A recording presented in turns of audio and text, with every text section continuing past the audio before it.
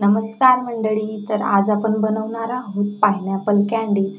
जशी आपण आवळा कँडी बनवतो तशी आपण पायनॅपल कँडी बनवणार आहोत.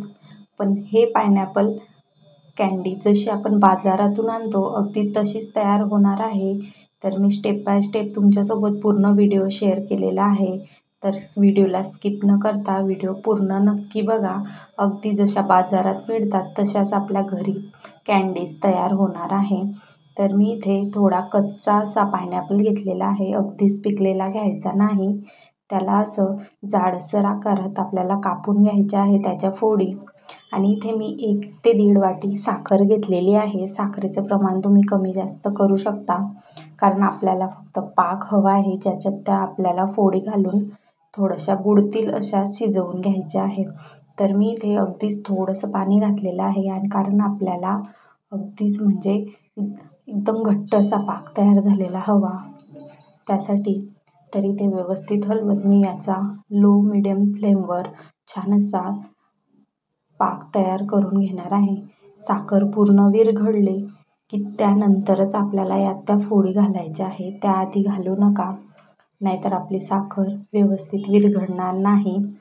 ज्याप्रमाणे मी दाखवलं आहे त्याप्रमाणेच तुम्हीही करा. अगदी कोणती स्टेप मिस करू नका. तर बघा, आपल्या पाकाला अगदी बुडबुडे आलेले आहेत आणि तो छान तयार झालेला आहे. तर मी त्यात अर्धा ते 1 चमचा लिंबाचा रस घातलेला आहे, जेणेकरून आपली साखर क्रिस्टलाइज होणार नाही, त्यासाठी हा घालायचा आहे. जर तुमच्याकडे व्हाईट व्हिनेगर असलं तर तुम्ही तेही अर्धा चमचा यात ॲड करू शकता. तर आता या सर्व फोडी आपल्याला यात छान अशा बुडवून घ्यायच्या आहे. दोघी साईडने त्याला पाक लावून घ्यायचा आहे आधी चमच्याच्या साहाय्याने, आणि थोड्या वेळासाठी याच्यावर आपल्याला झाकण ठेवून अगदीच 4 ते 5 मिनटं याला शिजवून घ्यायचं एका साईडने. नंतर याला दुसऱ्या साईडने आपण काट्या चमच्याने टोचे मारून शिजवून घेऊया. तर ही प्रोसेस तुम्ही सेम अशीच करा, म्हणजे छान तुमच्याही अशाच कँडीज तयार होतील. तर फ्रेंड्स, तुम्हाला व्हिडिओ जर आवडत असेल तर व्हिडिओला लाईक आणि चॅनलला सबस्क्राईब करायला विसरू नका. मी पायनॅपल जॅमचीही आधी रेसिपी शेअर केलेली आहे, तर तीही नक्की बघा. खूप छान असा आपला पायनॅपल जॅम तयार झालेला आहे. मी त्या व्हिडिओत सांगितलेलं होतं की ही रेसिपी मी लवकरच तुमच्यासोबत शेअर करेल. सॉरी, थोडा उशीर झाला. मी व्हिडिओ तर रेकॉर्ड केला होता, पण एडिट करायलाच वेळ मिळत नव्हता. त्यामुळे मी आज एडिट करते आणि आजच मी त्याला अपलोड करणार आहे. तर व्हिडिओ पूर्ण नक्की बघा, एकही स्टेप मिस करू नका. बघा, आता छान पलटवून त्यांना थोडा वेळ शिजवून घेतलेल्या आणि गॅस बंद केलेला मी. आता बंद केल्यावर याच्यावर आपण झाकण ठेवून थोडा वेळ याला यातच राहू द्यायचं आहे, जेणेकरून पाक छान असा त्यात आतपर्यंत मुरेल. बघा, अगदी 1.5 ते 2 तासानंतर छान त्यांचा कलरही चेंज झालेला आहे.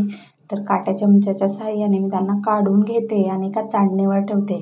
तर चाळणीच्या खाली ताटली ठेवायला विसरू नका, कारण ह्याच्यातला जो एक्सेस पाक आहे तो खाली निघेल.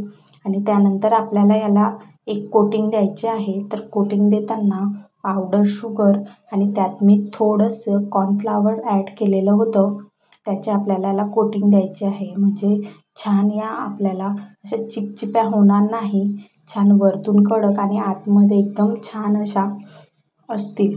तर मी एक तुम्हाला खाऊन दाखवली, कारण कंट्रोलच होत नव्हतं. खूप छान अशा झालेल्या होत्या. तर बघा, 1 दिवसानंतर ह्या अशा तयार झालेल्या आहेत आणि अगदीच खायला खूप टेस्टी आहेत आणि बनवायला सोप्या. तर रेसिपी नक्की ट्राय करा. व्हिडिओ आवडला असेल तर व्हिडिओला लाईक आणि चॅनलला सबस्क्राईब करायला अजिबात विसरू नका. धन्यवाद.